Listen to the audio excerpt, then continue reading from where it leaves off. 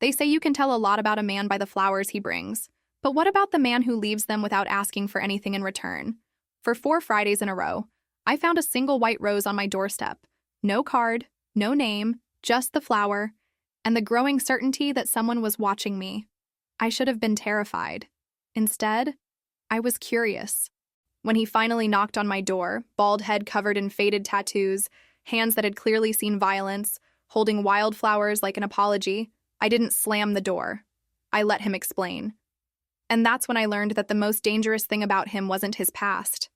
It was how safe I felt when he was near. You will feel so many emotions in this story of second chances and forbidden love. Please support us by clicking subscribe to the channel. It started on a Friday in late September. I was running late for my shift at Portland General. Always running late, always one spilled coffee away from falling apart completely, when I nearly stepped on it. A single white rose, lying across my doormat like an accusation. No card, no ribbon, just the flower, pristine and impossible, waiting. I picked it up, turned it over in my hands, checked the hallway. Empty. The fluorescent lights hummed overhead, indifferent. Mrs. Chen's television murmured through her door. Everything normal, everything wrong. I brought the rose inside and put it in a coffee mug with water. Told myself it was a mistake. Wrong apartment. Secret admirer from the hospital who'd gotten shy at the last minute. Anything that made sense. The next Friday, there was another one. Same time. Same place. Same white rose. Perfect and silent. By the 3rd Friday, I was checking the peephole every morning before opening my door. I asked Mrs. Chen if she'd seen anyone. She squinted at me through her glasses, hands wrapped around her morning tea. I saw a man, she said. Early, very early, but I didn't see his face. What did he look like? She shrugged, already losing interest. Tall, maybe. I don't know, dear. I was half asleep. My best friend Jenna told me to call the police. But what would I say? Someone's leaving me flowers. They'd laugh. Tell me to be grateful. Tell me I was overreacting, being dramatic, being that girl who turns kindness into paranoia. But it didn't feel kind. It felt like being watched. The 4th Friday, I stood at my door for 10 minutes before opening it. My hand shook on the deadbolt. When I finally looked down, the rose was there, waiting, patient. I grabbed it and threw it in the trash without looking at it. That night, I couldn't sleep. I kept thinking about the man in the hallway, faceless, nameless, knowing exactly when I left for work, exactly when I'd find his gifts. The intimacy of it made my skin crawl. Or maybe it didn't. Maybe that was the worst part. Maybe some small, stupid part of me was curious. The 5th Friday changed everything. I heard the knock before I saw the flower. 3 deliberate taps, not aggressive but not gentle either. The kind of knock that says, I know you're in there. My heart kicked against my ribs. I looked through the peephole and saw him. He was white, maybe late 30s, with a bald head that caught the hallway light and reflected it back like a warning. Tattoos crawled up his neck and disappeared under his worn flannel shirt. Black and gray ink, the kind done with patience or desperation or both. His hands were scarred, calloused, holding wildflowers instead of roses. The kind that grow in empty lots where nobody's watching. I should have called 911, should have screamed, should have done what every Dateline episode and true crime podcast had taught me to do. Instead, I opened the door. He didn't smile, didn't move, just stood there with those flowers and eyes that had seen too much. I owe you an explanation, he said. His voice was low, careful, like he was used to people flinching when he spoke. I crossed my arms, tried to look braver than I felt. You owe me more than that. You've been stalking me. I've been protecting you, he said. There's a difference. The words should have terrified me, should have sent me running for my phone, my pepper spray, anything. But there was something in his eyes. Not danger, not desire. Exhaustion, like a man who'd survived something terrible and was still trying to prove he deserved to exist. Protecting me from what? I asked. He glanced over his shoulder, down the hallway, then back at me. When he spoke again, his voice was even quieter. From the man who's actually been following you? The one you haven't noticed yet? My breath caught. He pulled out his phone, turned the screen toward me. A photo. A man I'd never seen before. standing outside my building, face turned up toward my window. "He's been here every night this week," he said. "And I'm the only one who's been watching back." The fifth Friday changed everything. I heard the knock before I saw the flower. 3 deliberate taps. Not aggressive, but not gentle either. The kind of knock that says, "I know you're in there." My heart kicked against my ribs. I looked through the peephole and saw him. He was white, maybe late 30s, with a bald head that caught the hallway light and reflected it back like a warning. Tattoos crawled up his neck and disappeared under his worn flannel shirt, black and gray ink, the kind done with patience or desperation or both. His hands were scarred, calloused, holding wildflowers instead of roses, the kind that grow in empty lots where nobody's watching. I should have called 911, should have screamed, should have done what every Dateline episode and true crime podcast had taught me to do. Instead, I opened the door. He didn't smile, didn't move, just stood there with those flowers and eyes that had seen too much. "I owe you an explanation," he said.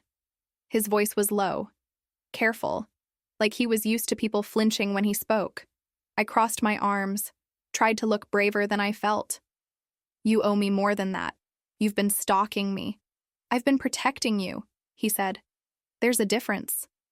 The words should have terrified me, should have sent me running for my phone, my pepper spray, anything. But there was something in his eyes. Not danger, not desire, exhaustion, like a man who'd survived something terrible and was still trying to prove he deserved to exist. Protecting me from what? I asked. He glanced over his shoulder, down the hallway, then back at me. When he spoke again, his voice was even quieter. "From the man who's actually been following you. The one you haven't noticed yet." My breath caught. He pulled out his phone, turned the screen toward me. A photo. A man I'd never seen before, standing outside my building, face turned up toward my window. "He's been here every night this week," he said, "and I'm the only one who's been watching back." His name was Marcus Reed. He told me standing in my doorway, wildflowers still in his hand like an offering I hadn't accepted. The name should have meant something to me then, but it didn't. Not yet. "Marcus Reed," he repeated when I didn't respond. "In case you want to look me up. Most people do." There was no bitterness in his voice. Just fact. Just the exhausted acceptance of someone who'd learned that his past would always arrive before he did. I took the flowers. I don't know why. Maybe because his hands were shaking slightly, and I recognized that tremor. The one that comes from caring too much about something you're certain you'll ruin. "Thank you," I said, "for telling me about the other man." He nodded once, sharp and military. "Lock your door. Don't walk alone after dark. And if you see him again, call the police, not me." Then he left, and I stood there holding wildflowers that smelled like freedom and regret. I didn't see Marcus for 3 days after that, but I felt him everywhere. Walking to the bus stop on Tuesday morning, I caught a flash of flannel across the street, a bald head turning away just as I looked. Wednesday night, leaving my shift at the hospital at 11 p.m., I found a coffee on my windshield. Still hot. The cup had a note written in careful block letters, "Drive safe." Thursday, I confronted him. I found him at the 24/7 laundromat on Burnside, feeding quarters into a machine with the methodical precision of someone who'd learned to survive on routine. His clothes were plain, work shirts, dark jeans, everything worn but clean, everything chosen to disappear. "Why are you doing this?" I asked. He looked up. No surprise on his face, like he'd been expecting me. Doing what? Following me, watching me, the coffee, the flowers, all of it. He finished loading the washer, closed the door, pressed the buttons. Only then did he turn to face me fully. "Because no one did it for my sister." The words landed between us like stones. "What happened to your sister?" His jaw tightened. For a moment, I thought he wouldn't answer. Then he sat down on the plastic bench, and I sat next to him because something in his posture said he needed the company even if he'd never asked for it. "Her name was Emma," he said. "She had an ex-boyfriend who wouldn't let go. Kept showing up at her work, her apartment, sent her hundreds of messages. Everyone told her it was romantic, that he just loved her too much, that she should be flattered." "What happened?" I asked, even though I already knew. "You always know." He put her in the hospital, Marcus said flatly. Broken ribs, fractured skull. She lived, but she's not the same. I'm sorry. I was in prison when it happened, he continued, as if I hadn't spoken. Couldn't protect her. Couldn't do anything except get the phone call and know I'd failed her. The washer churned between us. Steady, relentless. I'm not your sister, I said gently. No, he agreed. But you have the same look she had. The one that says you're trying to convince yourself you're safe when you're not. I wanted to argue, wanted to tell him I was fine, that I could handle myself, that I didn't need some stranger with a savior complex watching over me like I was breakable. But then I remembered Derek, my ex-boyfriend who'd shown up drunk 3 months ago, pounding on my door at 2 a.m., screaming about money I didn't owe him. The police had come, taken statements, done nothing, told me to call back if he escalated. Whatever that meant. There was this guy. I started. My ex. I know, Marcus said quietly. I was here that night, in the hallway. My blood went cold. You were what? He left when he saw me, Marcus said. Didn't say anything. Just left. I should have been angry. Should have been terrified that this man had been watching me for weeks, maybe months, mapping my life without permission. Instead, I felt something else. Something I didn't want to name. Safe. The next morning, my coworker Sarah grabbed my arm in the hospital break room. Her face was pale, her phone shaking in her hand. That guy who's been hanging around you? She said. I looked him up. She turned her phone toward me. A news article, a mugshot. Marcus Reed, looking younger but no less tired, staring into a camera with those same exhausted eyes. The headline read, Local man sentenced to 8 years for aggravated assault. I found him at Laurelhurst Park, mowing grass for the city. It was the kind of job they give to people nobody else will hire. Early morning, minimum wage, invisible work that keeps the world turning while everyone else pretends not to see who's doing it. He saw me coming across the field and cut the engine, wiped his face with a rag. No surprise, no defense, just waiting. I held up my phone, the article still glowing on the screen between us. 8 years, I said. You put someone in the hospital. I did. No explanation, no justification, just those 2 words, flat and honest. It was him, wasn't it? I asked. Emma's ex-boyfriend. Marcus nodded slowly, his eyes never leaving mine. Yeah. Found him outside a bar in Southeast. He was laughing, telling his friends about what he'd done to her, about how she'd deserved it. So you beat him. I broke his jaw, shattered his orbital bone, punctured a lung. He was in the ICU for 2 weeks. He said it like a confession, like he'd been carrying those words around for years, waiting for someone to finally hear them. The law doesn't care about motive when you use a tire iron, he continued. They offered me a plea deal. Aggravated assault instead of attempted murder. 8 years instead of 20. My hands were shaking. I shoved the phone in my pocket. Why didn't you fight it? Because I was guilty, he said simply. Not of defending my sister, but of going too far, of letting rage make my decisions, of becoming the kind of man who solves problems with violence. The morning sun cut across his face, illuminating every scar, every line of exhaustion. I'm not proud of what I did, he said, but I'm not sorry Emma's alive. I stood there in the middle of that park, surrounded by the smell of cut grass and the distant sound of traffic, trying to reconcile 2 versions of the same man. The one in the mugshot, the one leaving flowers on my doorstep. Why me? I whispered. Why are you protecting me? He looked away, jaw tight. Because I see the same look in your eyes that Emma had. The one that says you're trying to convince yourself you're safe when you're not. And because this time, I'm not in prison. This time, I can actually do something. I should have walked away. Jenna called me that afternoon, begging me to block his number, to file a restraining order, to do literally anything except whatever I was doing. My mom left a voicemail so full of worry it made my chest ache.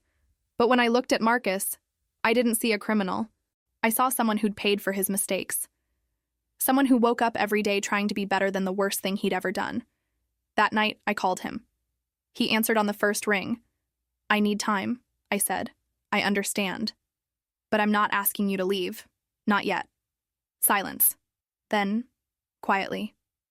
Okay, Marcus, Yeah? Thank you. For being honest. It's all I got left, he said. The truth and some flowers. I laughed. Actually laughed. And I heard something shift in his breathing, like he'd been holding tension for days and finally let it go. I'll keep my distance, he said. But I'm not stopping. Not until I know you're safe. The next morning, there was a flower on my doorstep. Not a rose this time. A forget-me-not, small and blue and impossible to ignore. I picked it up and brought it inside, setting it next to the wildflowers in the coffee mug on my kitchen counter. A strange bouquet. A strange kind of hope. I was locking my door, running late for my shift, when I felt it. The presence behind me. Too close, too sudden. A hand grabbed my shoulder and spun me around. My scream caught in my throat. It wasn't Marcus. The man from the photo stood inches away, his smile wrong in every possible way.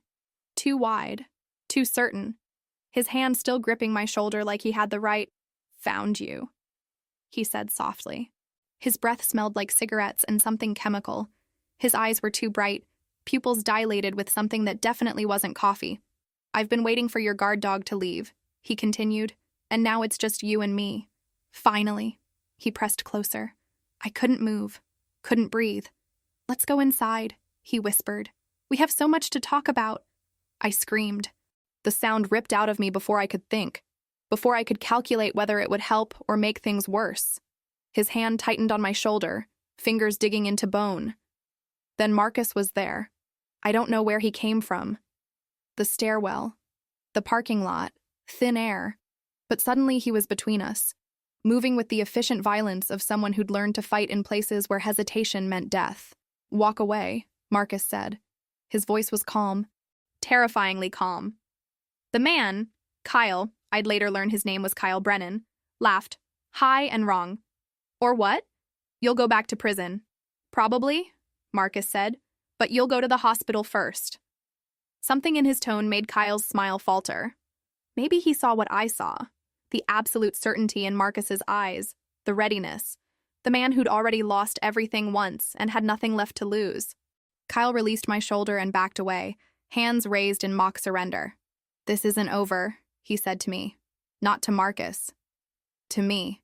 Then he disappeared down the stairs, and I collapsed against my door, shaking so hard my keys clattered to the floor. Marcus didn't touch me, didn't crowd me, just stood there, giving me space to fall apart. I'm calling the police, I managed. Good, he said. Tell them everything. I'll wait. The police came, took statements, told me what I already knew, without an actual assault, without clear threats. There was nothing they could do. They'd increase patrols in the area. They'd keep an eye out. All the useless phrases that mean you're on your own. After they left, Marcus was still there. Sitting on the floor outside my apartment like a guard dog that didn't know how to leave. You should go home, I said. I will. When you're inside and the door's locked. I looked down at him. At this man who'd served 8 years for violence, who was more careful with me than anyone I'd ever known. Come inside, I said. Please. He hesitated, then stood slowly, like he was afraid any sudden movement might spook me. Inside my small apartment, he looked too big, too real. Tattooed hands folded in his lap like he was afraid to touch anything.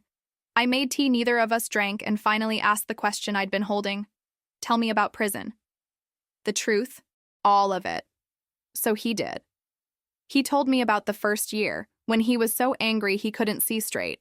About the anger management classes that felt like punishment until they didn't.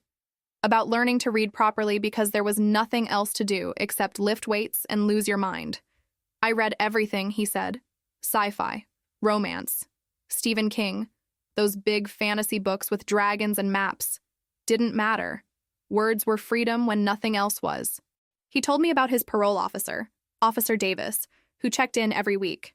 About the conditions, no alcohol, no weapons, no contact with known criminals. Report any police interaction within 24 hours. One mistake, he said, and I go back. No second chances, no appeals, just back. That's why you were so calm with Kyle, I said. Understanding. You couldn't afford to lose control. I can't afford anything, Marcus said quietly. I work for the city mowing grass. I live in a studio apartment with furniture from Goodwill. I've got $200 in savings and a parole officer who knows everywhere I go. But I'm free. And I'm trying to be someone my sister could be proud of, even if she never talks to me again. The pain in his voice was a living thing. I reached across the space between us and took his hand. His calloused, scarred, careful hand. He stared at our joined hands like he couldn't believe they were real. "I'm not asking you to forget what I did," he said. "I'm asking if you can see who I'm trying to be." "I see you," I answered. "That's the problem." "Problem? Because now I can't unsee you." The silence between us felt like a promise we were both afraid to make. Then someone knocked on the door. Marcus tensed immediately, his whole body shifting into readiness. Through the peephole, I saw a man in a suit, badge clipped to his belt. "Portland PD Parole Division," he called out. "I need to speak with Marcus Reed." Marcus stood slowly, his face carefully blank. "That's Officer Davis," he said quietly, "my parole officer, and he doesn't make house calls unless something's wrong." Officer Davis stood in my doorway with the exhausted authority of someone who'd seen too many second chances fail. He was maybe 50, gray at the temples, with eyes that had stopped being surprised by anything years ago. "Marcus," he said. Not a greeting, a summons. "Officer Davis," Marcus replied. His voice had gone flat. Professional. The voice of someone who'd learned to survive inspections. "We got a call. Someone reported you've been harassing a woman at this address." My stomach dropped. "Kyle, I'm helping a friend with a safety concern," Marcus said carefully. Nothing more. Davis looked at me. Really looked. Cataloging the fear I was trying to hide, the way I stood closer to Marcus than away from him. "Ma'am, is this man bothering you?" I could have ended it right there. One word, one lie, and Marcus would be gone. Back to prison, back to being invisible, back to carrying his sister's ghost alone. "No," I said, my voice stronger than I felt. "He's been helping me deal with a stalker. I can provide documentation, police reports, everything." Davis studied us both. The calculation in his eyes made my skin crawl.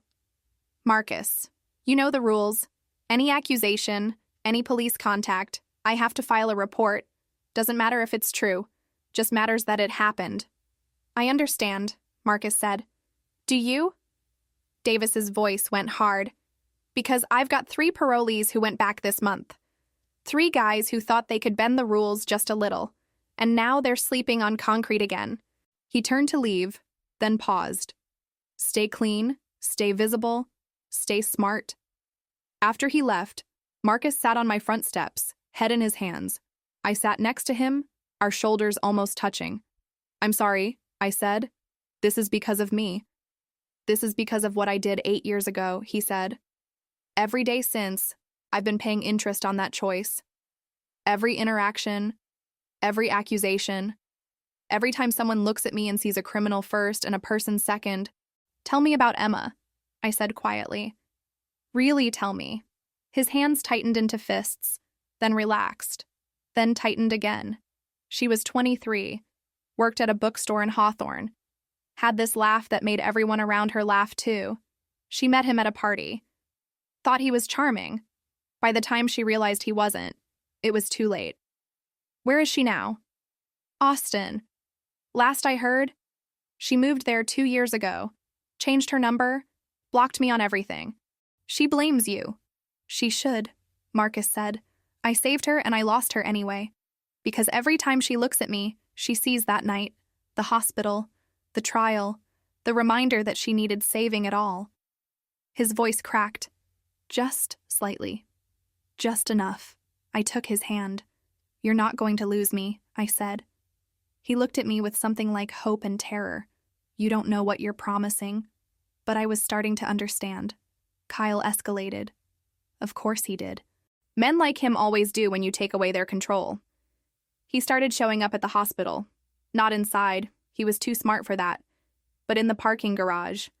By the bus stop, always watching, always smiling that wrong smile. Notes appeared on my car.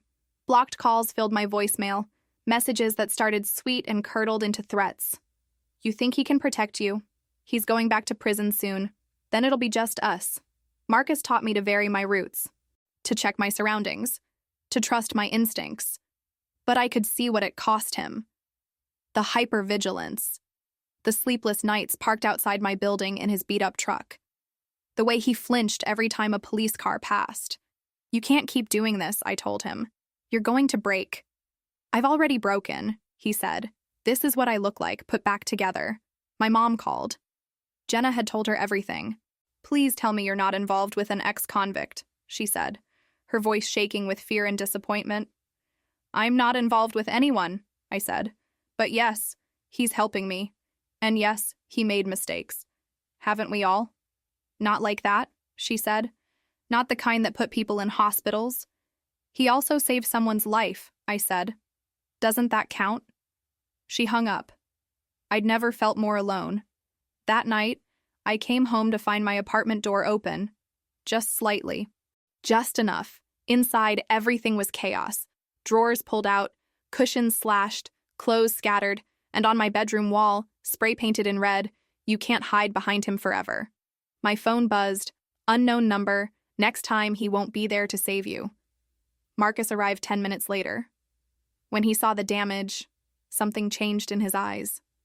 Something cold. Something familiar. I know how to end this, he said quietly. But if I do, I'll break parole. I'll lose everything I've built. He looked at me. Tell me it's worth it. Marcus made a choice. He didn't tell me what he was going to do. Didn't ask permission. Just looked at the destruction of my apartment, at the message bleeding down my bedroom wall, and decided, I need to make a call, he said. Marcus, trust me. Please. So I did. Because what else was left? He called someone named Tommy, a former cellmate who now worked private security. Together, they started building a case against Kyle, documenting his patterns, his harassment, collecting evidence the police had been too overwhelmed or indifferent to gather. But building a case takes time. And Kyle wasn't waiting. 3 days later, he cornered me in the hospital parking garage.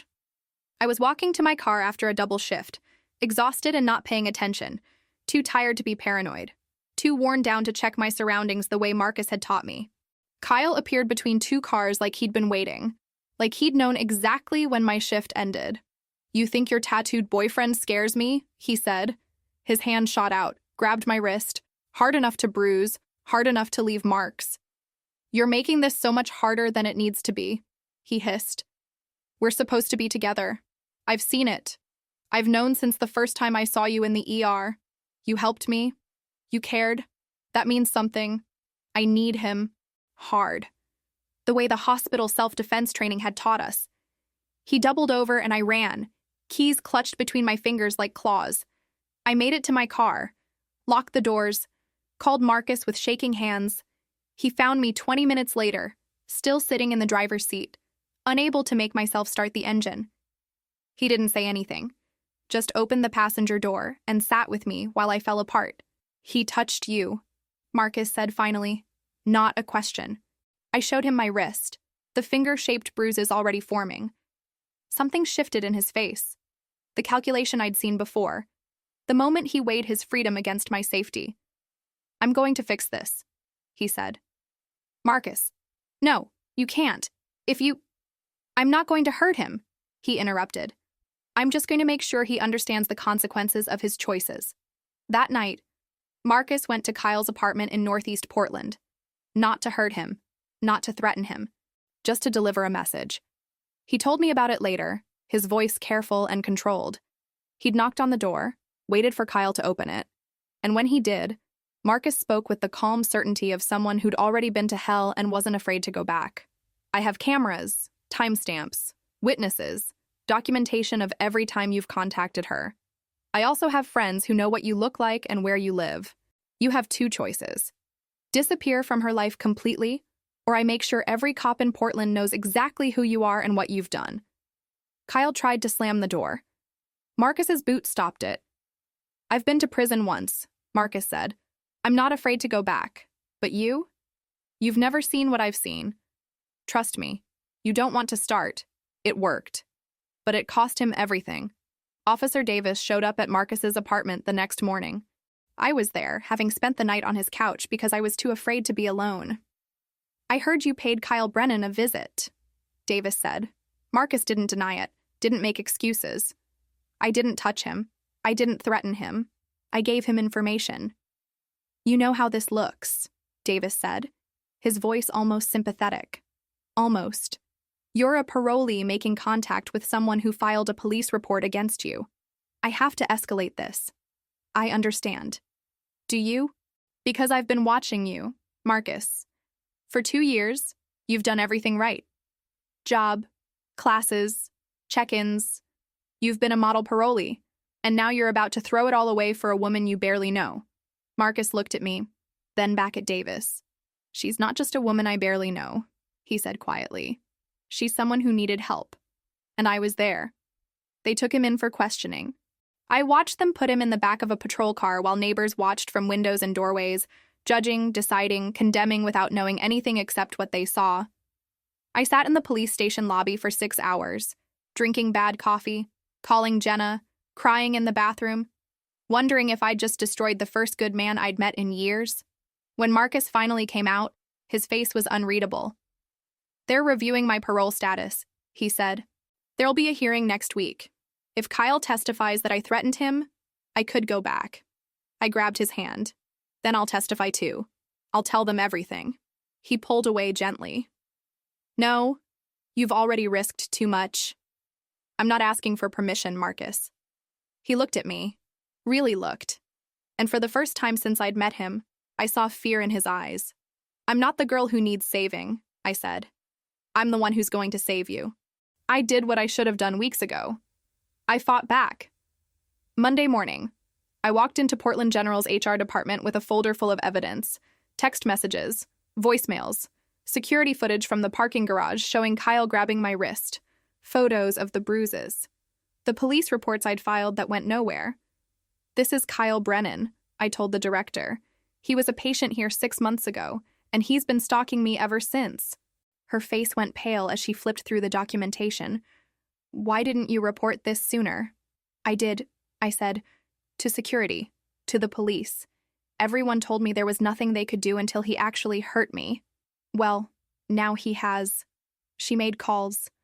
Within hours, Kyle was banned from hospital property. Security had his photo, his car description, instructions to call the police immediately if he appeared. It wasn't enough. But it was a start. Next, I contacted a lawyer through a women's advocacy group, pro bono work for victims of stalking and harassment. Her name was Linda Chen, no relation to my neighbor, and she had eyes like steel. You're not the first, she said after hearing my story. What? Kyle Brennan. He's done this before. 2 other women, both healthcare workers, both too scared to press charges. My blood went cold. Where are they? One moved out of state. The other still works at Emmanuel Hospital. Her name is Claire Sullivan, and I think she'd want to talk to you. I met Claire at a coffee shop in Selwood. She was 32, a nurse in pediatrics, with tired eyes that recognized mine immediately. You're the girl Marcus is protecting, she said. I heard about it. Hospital gossip travels fast. Kyle did this to you too. She nodded, hands wrapped around her coffee cup like it was the only warm thing in the world. 2 years ago. He came in with a broken hand. I was his nurse. I was kind to him, professional, that's all. But he decided it meant something more. What happened? 6 months of hell, she said. Messages. Showing up at my car, following me to the grocery store. I filed 3 police reports. Nothing happened. Then he just stopped. Moved on to someone else, I guess. She looked at me. I'm sorry I didn't warn you. I'm sorry I didn't fight harder. I was just so tired of being afraid. You're not tired anymore? Something fierce crossed her face. No, now I'm angry. And if you're going to take him down, I want to help. The parole hearing was in 3 days. I spent every free moment building Marcus's defense. Character references from his supervisor at the city, from his GED instructor, from the anger management counselor he still saw twice a month. Even Mrs. Chen wrote a letter. He's the kind of neighbor I wish everyone had. Quiet, respectful, always offers to carry my groceries. But I knew it wouldn't be enough. Kyle had already filed his statement. Marcus had made contact with someone who'd accused him of harassment. On paper, it looked exactly like a parole violation. I needed proof that Kyle was lying, so I did something reckless. I called Kyle and told him I wanted to talk. Alone. Without Marcus. Without the police. I just want this to stop, I said, making my voice small and defeated. Please, can we just talk? He agreed immediately. Too eager, too certain he'd already won. I wore a wire. Not a real one, just my phone, recording in my jacket pocket. And I met him at a Starbucks on Hawthorne, crowded enough to be safe, quiet enough to hear. Kyle was smug, relaxed. He ordered us both coffee like we were on a date. I'm glad you finally came to your senses, he said. I just want to understand, I said carefully. Why me? Because you're special, he said. You saw me, really saw me. When I was in that ER, everyone treated me like a problem, but you treated me like a person. And Marcus? His face darkened. He's going back to prison where he belongs. And then you'll finally understand that you and I are meant to be together. Did you vandalize my apartment? I had to make you see, he said. Had to show you that you're not safe without me. I kept him talking, kept asking questions, let him brag about outsmarting the ex-con, about following me for weeks before I noticed, about knowing my schedule better than I did. He admitted everything, because he thought I was finally broken enough to need him. The next morning, I played the recording for Officer Davis. His face went hard.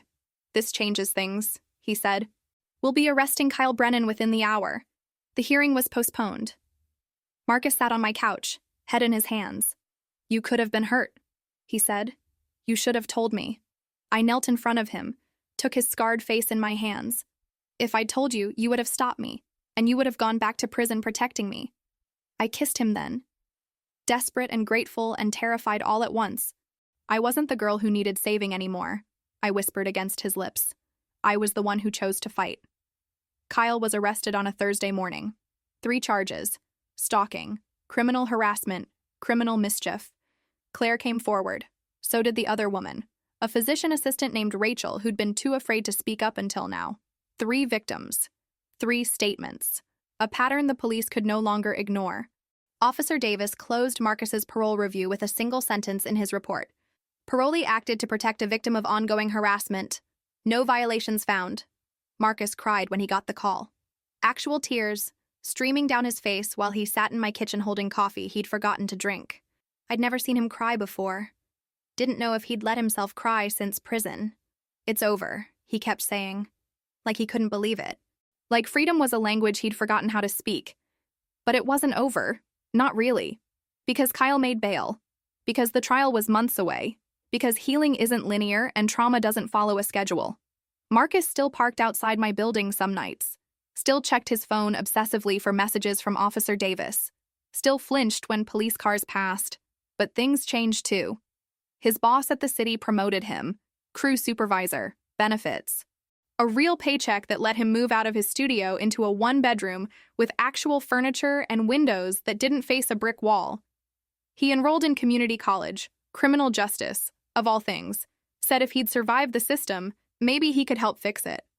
Maybe he could be the person he'd needed when he was 25 and angry and convinced the world had already decided who he was. And me? I started a support group at the hospital for staff dealing with harassment, stalking, patients who crossed lines. We met twice a month in a conference room. Linda Chen helped us secure. Claire came, Rachel came, others came too, carrying stories they'd been told didn't matter. We mattered. We all mattered. 6 months after the arrest, I finally introduced Marcus to my mom.